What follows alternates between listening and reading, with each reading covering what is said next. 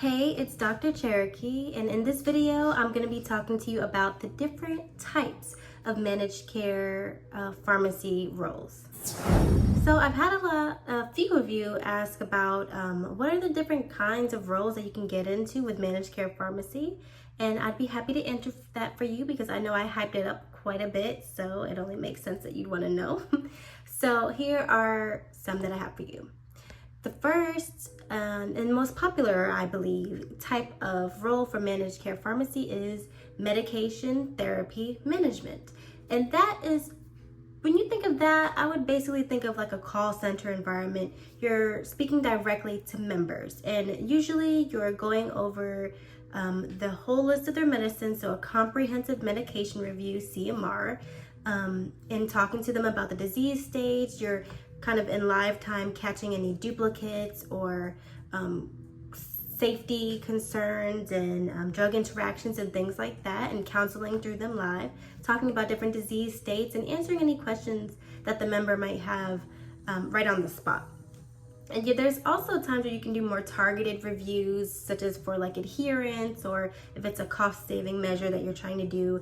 Different companies use their MTM departments in different ways, but that is the major what you'll be doing for the most part in a role like that.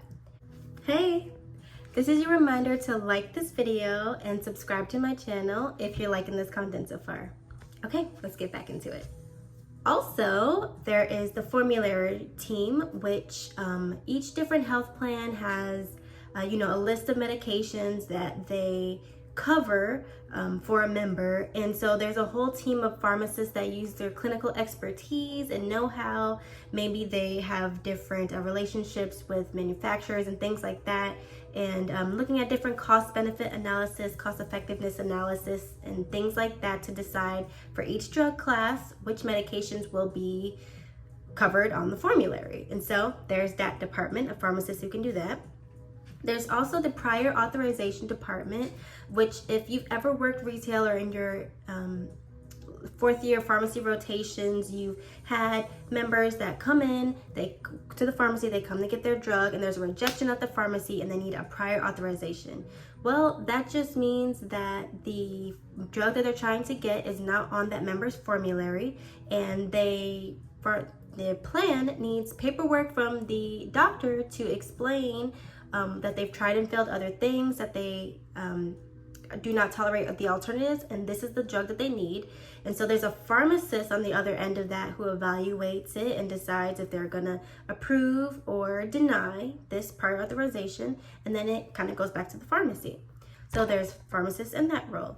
There's also pharmacists in the specialty medication department, and different health plans have different way that they go about this department, but usually these pharmacists are dealing with high spend medicines. So it could be different cancer medications, it could be HIV medications, it could be a lot of specific specialized medicines that are usually high cost, and they deal with that portion of the member activities and things like that.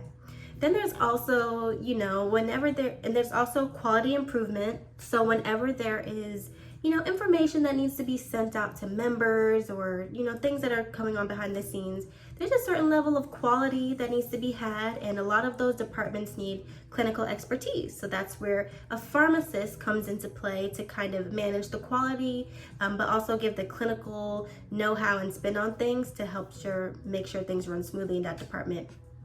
There's also pharmacy informatics. So there's a lot of things that we're doing within these departments that require a lot of software, different websites, different resources that are online. And so sometimes they need a pharmacy informatic type of person that has a knowledge of kind of the clinical and then the technical put together.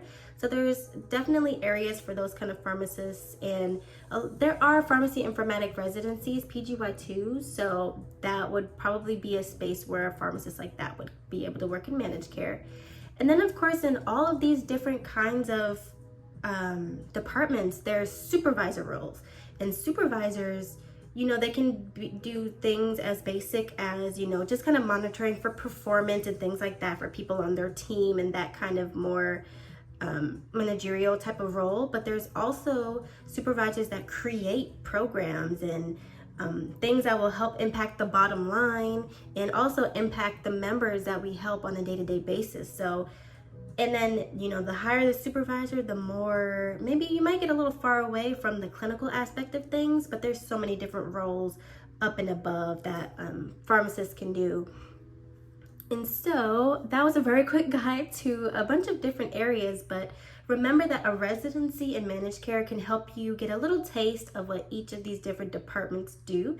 That's why residency is so great, because it gives you a place to sample that in a controlled environment. And if you want more information about different types of roles that pharmacists have, I'll be putting together a resource that actually has more details and information about my role and what I do in my pharmacy job, how I got to managed care.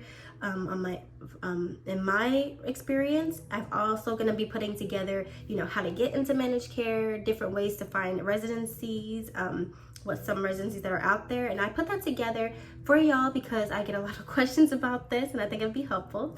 So that resource can be found at the link below. And any proceeds that I get from this resource that I'm putting together, which won't cost a lot, but I'm putting it together because it's going towards my student loan debt-free journey. Anyway, I hope y'all found this helpful. Please like this video and subscribe to my channel if you're liking this content. You can find me on Instagram at Dr. Cherokee. You can ask me questions there. You can also ask questions below. I will ask though if you got that ebook. So look out for that because it has a lot of information in there. But feel free to reach out to me for that networking piece that I talked about in another video. So thanks for watching and have a good one.